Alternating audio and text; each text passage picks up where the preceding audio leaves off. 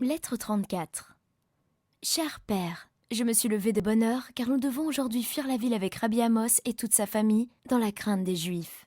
C'est le cœur encore saignant que je t'écris au sujet du crucifiement du malheureux fils de Marie. Celle-ci est inconsolable. Elle est allée avec Marthe et Marie au tombeau avant que nous quittions Jérusalem pour chercher un refuge à Béthanie. Elles ont pris des parfums, de la myrrhe et des espèces odorantes pour embaumer le corps de Jésus. Elles espèrent pouvoir obtenir de Pilate la permission de faire transporter le corps à Bethléem pour le faire ensevelir dans le tombeau de ses pères. Quand le chef eut donné l'ordre de clouer Jésus à la croix, deux partesses le saisirent rudement et commencèrent à ôter ses vêtements. Il n'était plus couvert du manteau écarlate, mais il avait ses propres vêtements, une robe faite d'une seule pièce sans couture, qui lui avait été offerte par Marthe et Marie en reconnaissance de la résurrection de Lazare. Quand je vis enlever à Jésus cette robe qui était comme un témoignage de son pouvoir sur la mort, je m'attendais à le voir échapper miraculeusement aux mains de ses ennemis, en se faisant reconnaître comme fils de Dieu. Sa mère qui était près de moi, appuyée sur le bras de Jean, ne put voir plus longtemps les souffrances de son fils, et se laissa emmener à l'écart en versant des larmes à torrents et en se lamentant à haute voix. « Ah, ne me laissez pas entendre le bruit de ces clous qui transpercent ses mains et ses pieds, soupirait-elle. Mon fils, mon fils, ah, donne maintenant à ta mère la preuve que tu étais vraiment un prophète. » « Que signifie tout ce bruit » cria le barbare Abner. « Qui est cette femme ?»« La mère de Jésus, répondis-je. »« La mère du blasphémateur ? Elle est maudite, répondit-il furieux. S'il était le Christ, il ne se laisserait pas crucifier comme un malfaiteur. » Marie cacha son visage dans ses mains et pleura appuyée sur mon épaule. Le silence solennel qui régnait depuis un moment fut suivi d'un grand coup de marteau. Un cri d'angoisse échappa à la mère désespérée, puis je n'entendis plus rien. Jean me laissa avec la mère éplorée à quelque distance de là, pendant que lui et Lazare allaient vers l'endroit où l'on clouait Jésus. Comme ils approchaient, il jeta sur eux un regard plein d'amour. « Jamais encore, disait-il dans la suite, nous ne lui avons vu tant de majesté et de véritable grandeur. »« Père, disait Jésus avec calme, pardonne-leur, car ils ne savent ce qu'ils font. » Un profond soupir lui échappa seulement quand il entendit le cri de désespoir de sa mère. Quand il fut cloué à la croix maudite, Jean vit couler de son front de grosses gouttes de sang. Lorsque la croix fut dressée et enfoncée dans l'excavation, ses pieds et ses mains se crispèrent pendant que sous le poids et le choc, tout le corps frémissait de douleur. Mais il ne fit pas entendre le moindre gémissement. Ah, cher père, cet horrible événement m'accable de douleur et de tristesse. Avec sa mère, nous nous approchâmes alors de la croix, aussi près que nous le permit le chef romain. Jésus tourna la tête vers nous et regarda Marie avec tendresse et amour. Puis, il la confia à l'amour filial de Jean, sur le bras duquel elle reposait. Ce qui arriva ensuite me fut raconté par Jean, qui resta près de la croix jusqu'au dernier soupir de Jésus, pendant que nous nous éloignions un peu avec sa mère, Marie de Béthanie, Marthe, Lazare et Marie, Salomé et d'autres femmes, amies de Galilée qui, comme nous, étaient disciples de Jésus. Le chef plaça alors une forte garde près de la croix, afin d'empêcher que les amis de Jésus ne vinssent l'enlever. Les soldats qui avaient crucifié Jésus commencèrent, au milieu de jurons, à se partager les dépouilles des crucifiés qui, selon la loi romaine, leur appartenaient de droit. Pendant un certain temps, ils se disputèrent la robe de Jésus qui leur plaisait beaucoup parce qu'elle était d'une seule pièce, et finalement, ils décidèrent de la tirer au sort. De leurs mains ensanglantées, ils jetèrent les dés, et celui qui eut le chiffre le plus élevé, prenant la robe, la mit sur ses épaules et se promenant de long en large, déclara en riant que lui aussi était sorcier, qu'il allait faire des prodiges et prédire l'avenir. Puis, il offrit à ceux qui l'entouraient de leur vendre la robe de Jésus, et Jean la lui acheta en souvenir de lui pour une somme assez considérable. Les femmes donnèrent aux disciples leurs plus beaux ornements, et je lui remis l'anneau garni de topaze que tu avais acheté pour moi au Caire, ne pouvant supporter que la robe de celui que j'aimais encore tombât en pareille main et fût ainsi exposée. La mère de Jésus prit le vêtement avec reconnaissance. Comme Jésus était depuis 1 heure environ attaché à la croix, Émilius arriva apportant l'inscription que l'on place d'ordinaire sur la tête des crucifiés, inscription qui indique leur nom et leurs méfaits. Au-dessus de la tête d'Isméraï était placé un écriteau en syrien, Isméraï, l'édomite, brigand. Au-dessus de celle d'Omri se trouvait également écrit sur parchemin son nom et la désignation de ses crimes, vol et meurtres perpétrés pendant une insurrection. Au-dessus de la tête de Jésus, on plaça l'inscription suivante dans les 3 langues, grecque, latine et hébraïque, Jésus le Nazaréen, roi des Juifs. Aussitôt que le méchant Abner et les autres chefs des prêtres eurent lu ces mots, ils allèrent à Émilius qui se tenait tristement près de la croix et lui dirent « Romain, n'écris pas qu'il est le roi des Juifs, mais qu'il s'est dit le roi des Juifs. » Émilius répondit « J'ai fait ce que m'a commandé Pilate. » Là-dessus, Abner sauta aussitôt en selle et courut à la ville chez le gouverneur, auquel il fit la même demande qu'au centenier.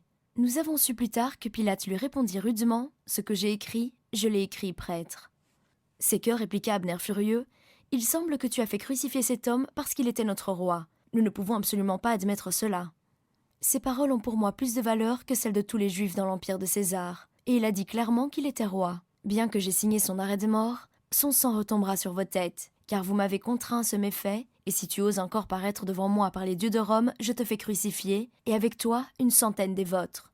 Abner, battu et effrayé, quitta le gouverneur et retourna à la place du crucifiement où les Juifs prenaient plaisir à railler Jésus, invoquant ses miracles passés et lui rappelant ses prédictions. « Toi qui sauves les autres, sauve-toi toi-même, lui cria un pharisien. « Si tu es le Fils de Dieu, prouve-le en descendant de la croix, disait Élie le Sadducéen.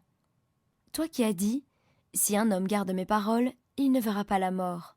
Montre-nous maintenant que tu peux toi-même y échapper, ajouta Ido l'Essénien. Il a sauvé les autres, mais il ne peut se sauver lui-même, continuait Ischia, l'un des chefs des prêtres. Émilius, qui n'avait pu le sauver de la mort de la croix, était venu à Golgotha pour lui épargner les mauvais traitements. Il lui parla et le supplia, s'il était le Fils de Dieu, de manifester sa puissance. Jésus ne répondit rien, mais quelques instants après, dit « J'ai soif. » Le noble légionnaire imbiba une éponge de vinaigre et d'hysope, boisson préparée ordinairement pour les crucifiés, afin de les assoupir et d'adoucir leurs tourments. Pendant ce temps, Isméraï, qui ne cessait de jurer et de grincer des dents, dit à Jésus « Si tu es le Fils de Dieu, sauve-toi et nous avec toi. Tu es un misérable, si tu es un prophète et que tu n'emploies pas ta puissance pour me sauver. » Mais Omri le reprenait disant « Ne crains-tu pas Dieu, et n'as-tu pas peur qu'il ne te juge pour ces paroles?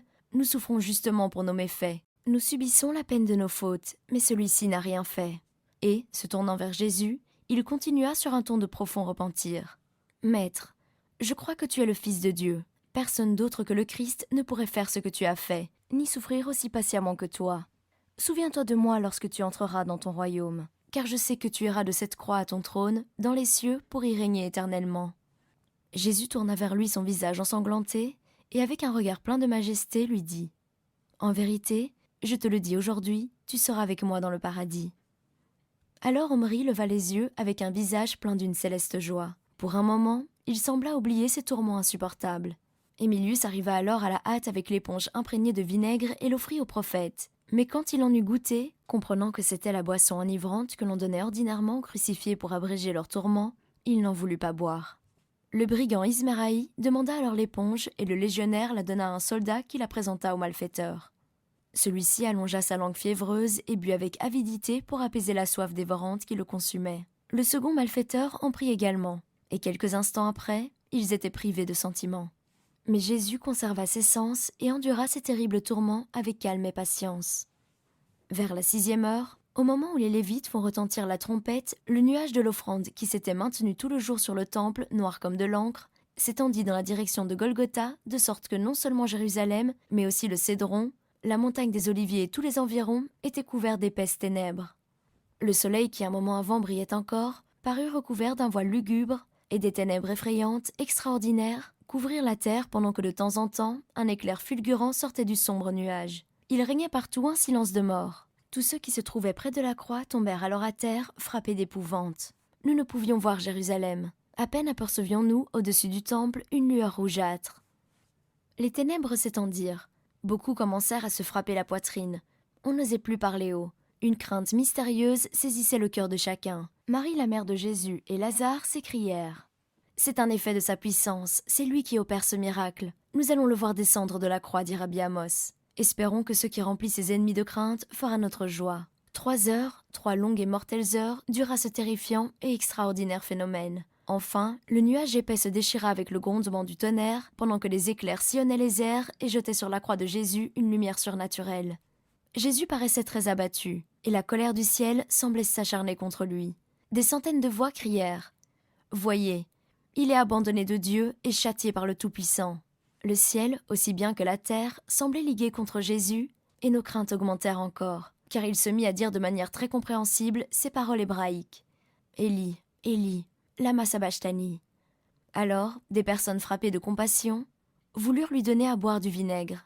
Mais Abner dit « Arrêtez, voyons si Élie viendra pour le délivrer. Il appelle Élie le prophète. » Les ténèbres autour de la croix augmentèrent encore d'intensité, et au milieu de l'obscurité, la voix de Jésus se fit entendre de nouveau, disant d'une voix claire et forte « Tout est accompli. Père, je remets mon esprit entre tes mains. » Quand il eut dit ces mots, une lumière surnaturelle sembla l'entourer, et jetant un grand cri, il laissa retomber sa tête sur sa poitrine et rendit l'esprit.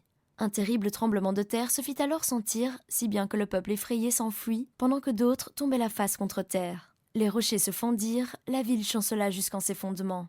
Les tombeaux des rois s'ouvrirent, et bien des corps des saints qui dormaient du sommeil de la mort ressuscitèrent. Peu à peu, les ténèbres diminuèrent, et le peuple commença à se presser du côté de la ville. Le centenier de garde près de la croix dit alors à Émilius : « Assurément, c'était un dieu. » « Oui, répondit Émilius, c'était le Fils de Dieu, le Messie des prophètes d'Israël. Toute la nature est en deuil de sa mort. Ta fille affligée, Adina. »